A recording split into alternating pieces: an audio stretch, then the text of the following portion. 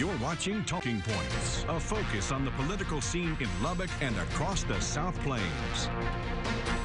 And welcome back. Here's a look at some of the political headlines of the past week. Leanne Dumbold announced her campaign this week for the job of Lubbock County Commissioner for Precinct 1. That job currently held by Bill McKay, who hasn't yet said if he's running for re-election. As Dumbold was the Lubbock City Manager until 2013 when the council voted her out of that job. She's currently the county's finance manager in the tax assessor's office. Speaking of county taxes, the last scheduled public hearing was held this past week to give folks a chance to talk to commissioners about upcoming changes to the tax rate. Preliminary plan is to keep the rate the same as last year, but with property value increasing, you'd actually pay about a penny more per $100 of value. But County Judge Curtis Parrish says it's not set in stone yet. Commissioners will adopt a new tax rate and new budget during Monday's meeting. Meanwhile, the Lubbock City Council's given its first approval to the city's next budget. They'll have to vote once more, but it includes a 1-cent property tax increase to help pay for new police department projects, McAllister Park project, and a whole lot more. We'll dig into these a lot more on next week's show. All right, and let's continue our talk on domestic terror issues and more with Lubbock Congressman Jody Arrington, who joins us via Skype from Washington. You know, everyone wants to act with legislation to do something now, but what options may be out there in D.C. to help with gun violence that won't be some sort of token thing that's just forgotten in 5 minutes? Well, I think that's the key. I think there are two issues that you've got to make sure you pay attention to. One is we don't want to do something that makes people feel safe and feel good about having done something, but to no avail. That is, it won't have any real impact. And we also don't want to do anything that's going to infringe on the constitutional rights and freedoms of law-abiding citizens. But what we can do, Brian, we should do.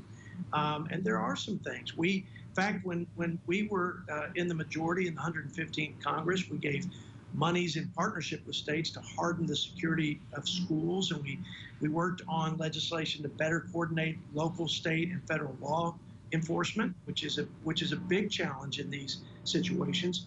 And we did a legislative reform called Fix NICS, which was to make sure that the information was more relevant in the National Instant Criminal Background Check system.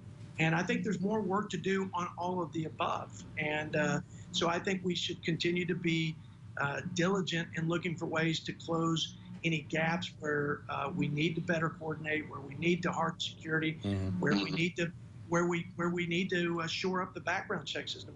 But keep in mind, 80% or more of crimes committed with a gun are committed by a perpetrator who acquired that gun illegally.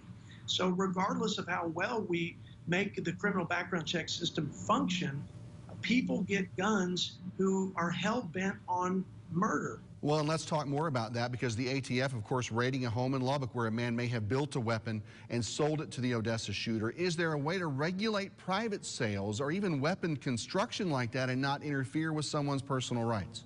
You know, we have to have a background check system that works. We don't want people who are criminal. We don't want folks who are mentally unstable to get guns. But at the same time, we don't want folks that are law-abiding not to be able to do, to be able to have that Second Amendment right. But here in the H.R. 2, which is the House version, the Democrat bill on the universal background checks, criminalizes people, law-abiding citizens, who give their gun to a relative or who give a gun to a neighbor who might be in danger because of violence in the home, a spouse that has been stalking or they're involved in some domestic violence situation. And that person who has that private transfer of the firearm could be in prison for up to a year and pay a $100,000 fine. So we're going to look at all this, but H.R. 8 is not the solution, because I think it criminalizes law-abiding citizens that are transferring firearms in a very responsible and reasonable way. As the immigration backlog continues at the border, we mentioned last week that you introduced something called the SCREEN Act, which is a plan to speed up the asylum process. Explain how that'll work and where that bill stands. So this is a bill we just introduced, and the president and the leadership of the Homeland Security Department has asked for help in this regard. And this will expedite the deportation of people who come here illegally and either make erroneous or fraudulent asylum claims. And we know that in the first interview, where you are trying to determine whether there is credible fear and a legitimate asylum claim. 80,000 people failed that first test. And so we're trying to license more folks, CBP agents to be exact, to administer that so that we can make that decision quickly, deport them to their home country, free up space because there's tremendous overcrowding, which is it's making it worse, the whole catch and release system. And so this is not the end all be all. It's just one component that will help stop illegal immigration. It's got to get the North American trade deal passed through. So many people are waiting for this to happen here in Texas. In our final seconds, how fast can we get this now to the president's desk? Well, I hope very quickly, because it's teed up to provide 170,000 new jobs to this country, 70 billion in economic impact. It's critical for Texas. NAFTA supports 1 million jobs in this state. It's especially important for agriculture, and I think the Democrats, the vast majority, support it as well. It's a win-win all the way around.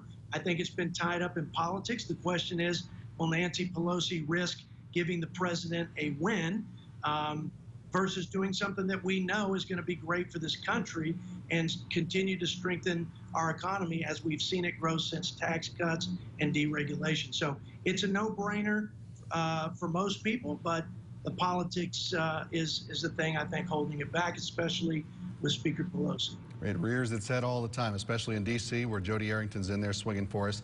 Thank you for coming on, my friend. We'll talk to you soon. You too. Thanks, Brian. Straight ahead, the top 10 Democratic presidential hopefuls come to Texas. A look at what's at stake for the contenders.